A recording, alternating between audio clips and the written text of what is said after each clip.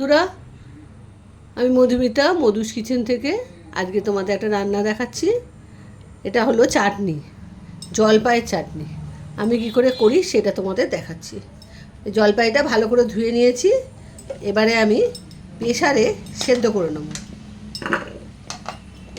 তাহলে জলপাই তো প্রচণ্ড টক, সেই জন্য একটু সেদ্ধ করে জলটা না ফেলে দিলে মানে অনেক চিনি লাগবে, মিষ্টি দিতে হবে, সেই জন্য একটু সেদ্ধ করে নিচ্ছি।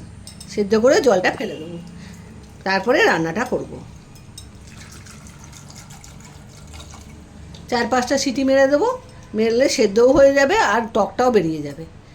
তোমাদের এই প্রেসারটা আটকে নিই, কটা সিটি মেরে নিচ্ছি, নিয়ে ইন্ডাকশানটা জ্বালিয়ে দিচ্ছি। সিটি মেরে তোমাদের দেখাচ্ছি সেদ্ধ করে। সেদ্ধ হয়ে গেছে, একটু ঠান্ডাও হয়েছে। আমি এই ম্যাশারটা দিয়ে এটাকে একটু করে নেব। হাত দিয়েও করতে পারো ঠান্ডা করে, আবার গরম থাকলে এইভাবে করে নেবে। একটু না চেপে চটকে নিলে ভালো লাগবে না খেতে। এইভাবে আস্তে আস্তে পুরোটাকে ম্যাশ করে নেবে, করে নিলে দেখবে চাটনিটা খুব সুন্দর খেতে লাগে। দানা বেশি লাগলে দানাগুলো ফেলেও দিতে পারবে। এইভাবে আস্তে আস্তে ম্যাশ করে নেবে, নিয়ে তারপরে রান্নাটা বসাবে। ম্যাশ করে নিই, তারপরে তোমাদের আবার দেখ। বন্ধুরা, আমি ফ্রাই প্যানটা বসিয়ে দিয়েছি, ইন্ডাকশানটা চালু করে দিলাম। একটু ফ্রাই প্যানটা গরম হোক। আমি তো সামান্য তেলে রান্না করি জানো, খুব কম তেলে। চাটনিতে মানে নামমাত্র একটুখানি তেল দিতে হবে, আমি অল্প তেল দিই, এই 1 ফোঁটা তেল দিয়ে ওর মধ্যে 5 ফোড়ন দিতে হবে।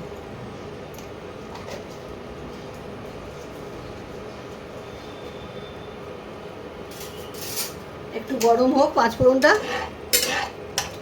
তারপরে ওই জলপাইটা যে মেখে রেখেছিলাম সেদ্ধ করে, সেইটা এবার দিয়ে দেবেন।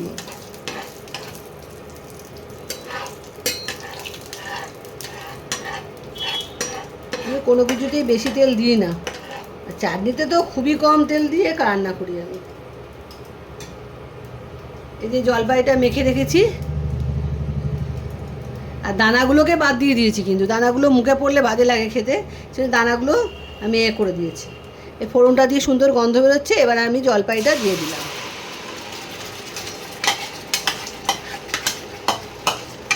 এই রান্নাটা অতি অবশ্যই ঢাকা দিয়ে দিয়ে করবে, নাহলে কিন্তু গায়ে ভীষণ ছিটকো, ফটফট করে ছিটকোবে, গা হাত পা পুড়ে যাবে।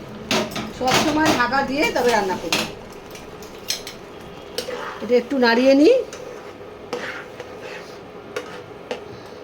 এবারে মশলাগুলো দিয়ে দিচ্ছি।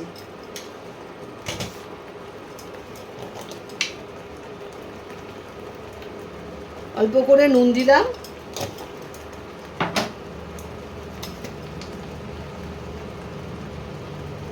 আন্দাজ মতো হলুদ দিলাম,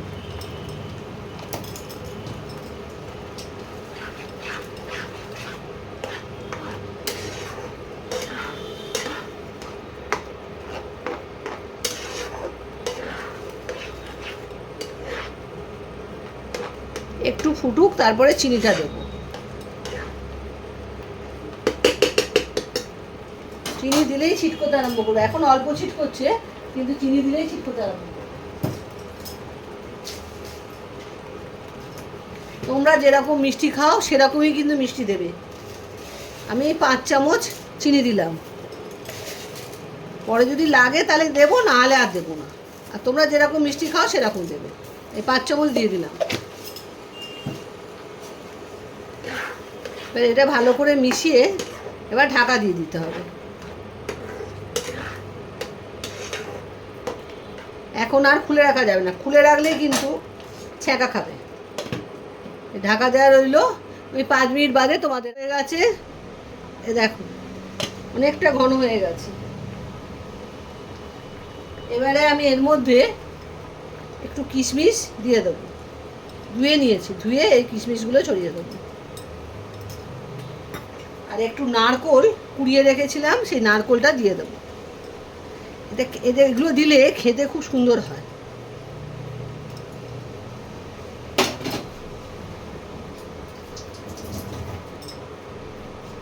ভালো করে মিশিয়ে নেব।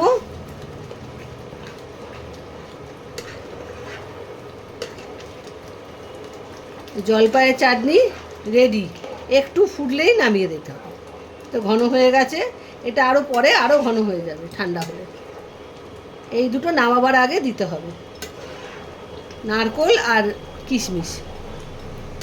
আর তোমরা যেরকম মিষ্টি খাবে সেরকম মিষ্টি দেবে।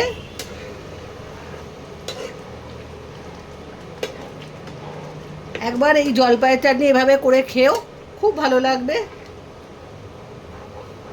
আমার তো মনে হয় ভালো লাগবে। এবার তোমরা খেয়ে দেখো কেমন লাগে তোমাদের। ব্যাস, এবারে নামিয়ে ফেলবো।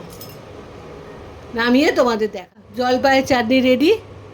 তোমরা পুরো রান্নাটা দেখবে, ভিডিওটা দেখবে, দেখে এই চাটনিটা করে খেও, খুব ভালো লাগে খেতে।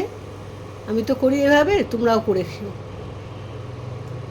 তাহলে আসি, বাই বাই।